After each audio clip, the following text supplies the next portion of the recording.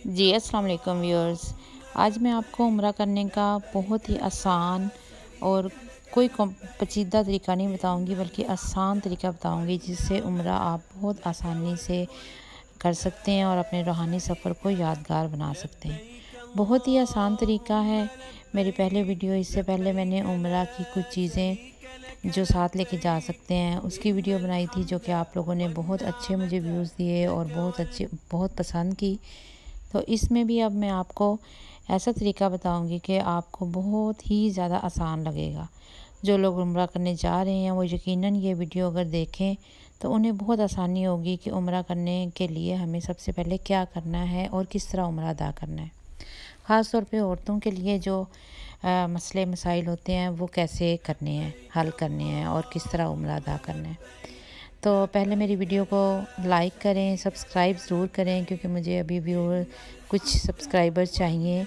तो आपकी दुआओं से और आपकी ताउन से ही मेरा ये मसला भी हल हो जाएगा और साथ में आपको एक अच्छी इन्फॉर्मेटिव वीडियो भी आपको देखने को मिल जाएगी। तो सबसे पहले हम क्या करते हैं कि अपनी वीडियो शुरू करने से पहले, अपने रूहानी सफ़र शुरू का आगाज़ करने से पहले क्या करते हैं कि हम इसके बहुत ही छोटी छोटी ऐसी बातें जो हम आम तौर पे नहीं देख सकते या हमें समझ नहीं आती कि वो कैसे हल करना है, वो देखते हैं। अल्लाह मियाँ ने बहुत ही इंसान के दिल में ख्वाहिश रखी है कि वो उम्रा करे और अल्लाह का घर की ज़ियारत करे, अपने नबी पाक सल्लल्लाहु अलैहि वसल्लम के घर की ज़ियारत करे और उसके घर जाके नमाज़ें अदा करे, क्योंकि हरम शरीफ में नमाज़ें अदा करना जो है वो कहा जाता है, रवायात में है कि 50,000 नमाज अदा करने के बराबर है। और हरम शरीफ में 1 लाख और मदीना में जो है वो 50,000 नमाज अदा करने के बराबर इसका सवाब है। तो अब हम आपके साथ कुछ ऐसी चीज़ें शेयर करते हैं। अब आगाज़ करते हैं। जैसे कि आपको नज़र आ रहा है, घर वाले ऐसे ही आपको रवाना करेंगे खुशी के साथ, फूलों के साथ। तो आप जैसे ही शुरू करें, आप ये देखें जी, अब हम शुरू रवाना होने लगे हैं और अब हमारा ये सफ़र का आगाज़ हो गया है। अब ये है कि अब जब आप शुरू करने लगे हैं ना अपना सफ़र, तो जहाज़ में ही आपसे, जहाज़ में बैठने से पहले ही, फ़्लाइट से जब ऐलान हो तो आप एहराम बांध लें, नियत कर लें, क्योंकि आपने अगर जद्दा जाना है तो आप नियत कर लें उम्रा की और एहराम बांध लें। एहराम बांधने के बाद उसके बाद आपका ये देखें आपके सामने जैसे नज़र आ रहा है कि हम सारी फैमिली जो गए थे तो साथ ही उम्रे की नियत की थी और एहराम कर लेता। अब जब आप जहाज़ में बैठते हैं तो आपने ये एक हैंड बुक साथ रख लें और साथ में इसको पढ़ते भी जाएं। वो आपको बहुत ही अच्छा टाइम मिल जाएगा इसको पढ़ने का और इसको थोड़ा सा देखने का कि उम्रे के आगाज़ जो है वो कैसे करना है। जैसे ही हम लोग जहाज़ में बैठते हैं तो आधा घंटा कबल, यानी कि उतरने से आधा घंटा कबल मिकात का मुकाम आता है। मिकात उस जगह को कहते हैं जहाँ से आपने उम्रे की नियत करनी होती है।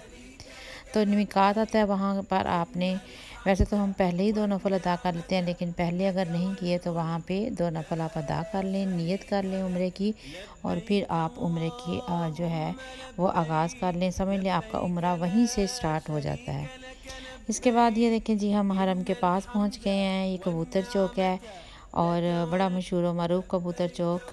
और ये हमारे रास्ते में पहले हम होटल गए और होटल जाके अपना सामान वगैरह उतारा और वहाँ रखा। उसके बाद हम लोग खाना काबा की तरफ चल पड़े, हरम शरीफ की तरफ।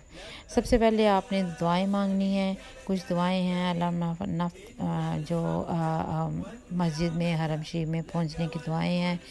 फिर उसके बाद आप जब अंदर जाएं हरम शरीफ में, अल्लाह ताला घर के सामने, तो अपनी पहली नज़र जो है उसके ऊपर डाले रखें और दुआ करते रहें। जितनी भी दुआ आप कर सकते हैं उस टाइम आप करते रहें और अल्लाह मियाँ आपकी कबूल व मंजूर फरमाए। हर एक का शौक़ होता है, हर मुसलमान का शौक़ है कि वो दुआ करे और उसकी कबूल भी हो। फिर उसके बाद आपने अपने उम्रा का आगाज़ करना है और तवाफ़ का आगाज़ करना है। सब्ज़ बत्ती से आपने आगाज़ करना है, उसे इस्तिलाम कहा जाता है। सब्ज़ बत्ती से आपने हजर अस्वद की तरफ देख के तो आपने 3 दफ़ा अल्लाह अकबर, अल्लाह अकबर, अल्लाह अकबर करना है और इस तरह अपने उम्रे का जो आगाज़ कर देना है। जब आपका चक्कर 1/3 हो जाए, यानी कि 3 हिस्से हो जाएँ और आखिरी हिस्से में आपने जो दुआ है, वैसे आप पहले आप दुआ दूसरी करेंगे, सुबहानल्लाह वल्हम्दुलिल्लाह वला इलाहा इल्लल्लाहु अल्लाहु अकबर। उसके बाद जब 1/3 तीसरा हिस्सा हो जाएगा तो मुल्तज़िम अल्लाह के घर के दरवाजे कहते हैं, जैसे आपको सामने नज़र आ रहा है। तो मुल्तज़िम से आपने जो है वो आपने दूसरी दुआ शुरू करनी है और वो दुआ जो है जी, उसके बाद आपने रब्बना आतिना फिद दुनिया हसनतन फिल आखिराति हसनतन वक़िना अज़ाबन्नार ये दुआ करनी है और फिर ग्रीन बत्ती के पास पहुंच जाना है। ग्रीन बत्ती से दूसरा चक्कर शुरू हो जाएगा।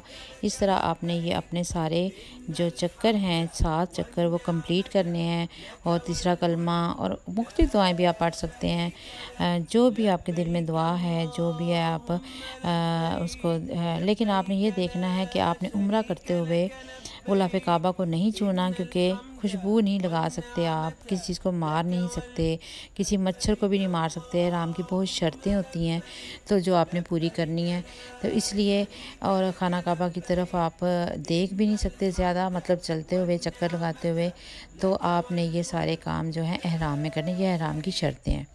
उसके बाद आप जब अपने 7 चक्कर पूरे कर लेते हैं, हर दफ़ा आपने इस्तलाम करना है। इस्तलाम का मतलब है कि वो अल्लाह अकबर और उसको इशारा करके चूमना है हजर अस्वद को।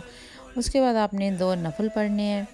2 नफल पढ़ने के बाद अभी आपको मैं दिखाती हूँ कि ये सामने जो है कुछ लोग नवाफिल अदा कर रहे होंगे, ये देखें सामने। तो 2 नफल अदा करने हैं और उसके बाद पानी पीना है। इसके बाद आपका ये एक पहला जो फ़र्ज़ है उम्रे का, यानी कि फ़रीज़ा, वो अदा हो गया है। अब हम दूसरा जो फ़रीज़ा है वो अदा करने की तरफ जाएंगे, वो है सई।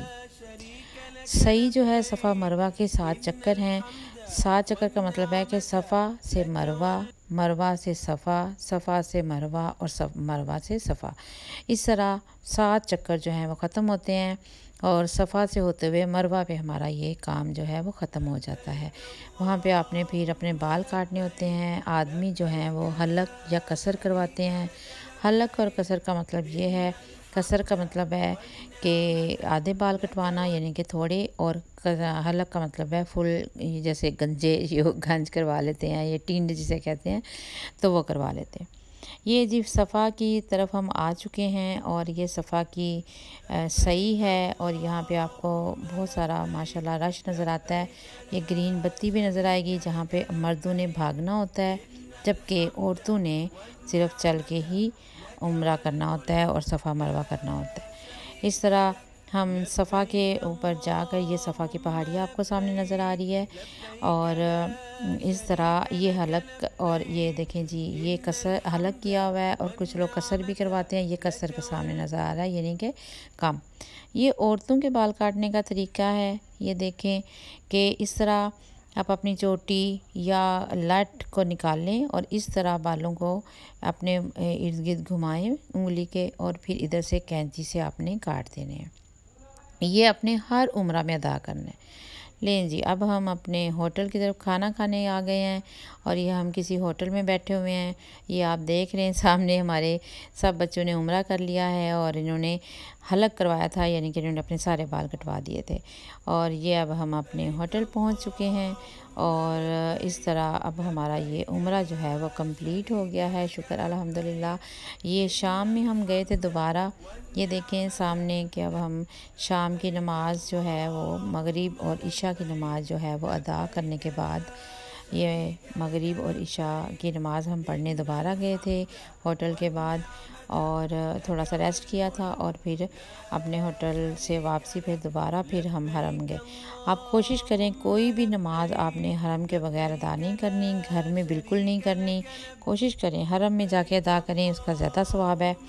जब आप वहाँ जाएँ तो अपनी नमाज़ें सारी वहाँ पढ़ें, हमेशा मक्का में पढ़ें, हरम में पढ़ें और कोशिश करें कि आप हरम के अंदर पढ़ें। मैं तो यही कोशिश करती रही। ये आप अंदरूनी हिस्सा है माशाल्लाह हरम का, मस्जिद हरम का, मस्जिद एहराम जिसे कहते हैं, ये बाहर का बैरूनी हिस्सा है।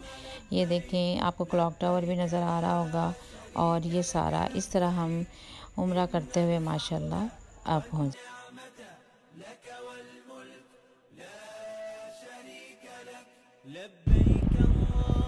उम्रा में एक बात याद रखें कि जब आपने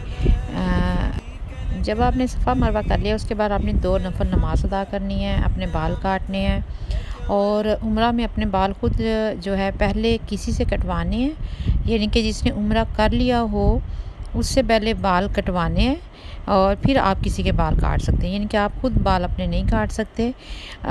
और ये किसी से आपने कटवाने हैं, यानी कि जिसने उम्रा अदा कर लिया हो ना उसका, नहीं तो आपको फिर कुर्बानी देना पड़ती है, इसलिए ये बात जहन में रखें।